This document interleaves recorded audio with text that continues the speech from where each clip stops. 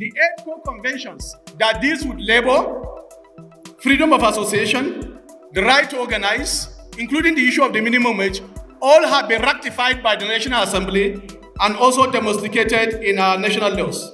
It will therefore be anomalous, incongruous, and contemptible of global standard, and to even contemplate removing labor from the exclusive list.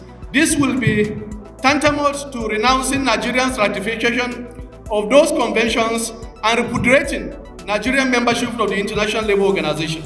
So therefore, I submit that on the basis of these facts, Your Excellencies, labor and minimum wage shall continue to be on the exclusive list. The national minimum wage is also not imposed on states. It's a process.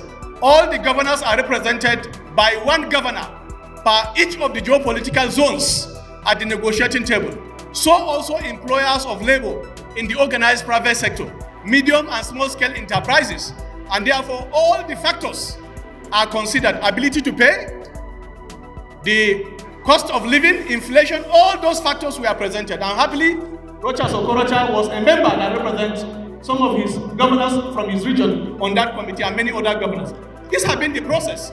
And therefore, the 30,000 naira that was agreed was not imposed on anybody by federal government. It was the process allowed by law that was adopted. So at this point, to come and say, well, remove it from the minimum wage because of federalism is also false. As I speak to you, 26 federal states across the world, including the United States of America and Germany, who have practiced federalism for over 200 years, have minimum wage preserved in their national laws.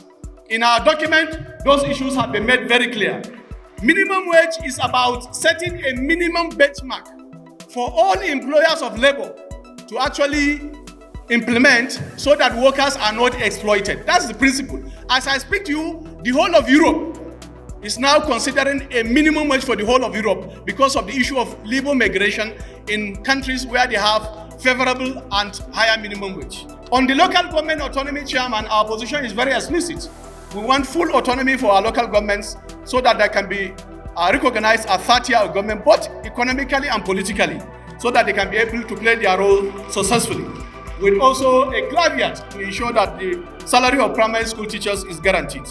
On the judiciary, there is no doubt that judiciary is an arm of government, and therefore we need to also ensure their full autonomy, especially for national autonomy, so that they can be able to play their role effectively. Same with the state legislators. On electoral reform, Mr. Chairman, a lot has been said about this.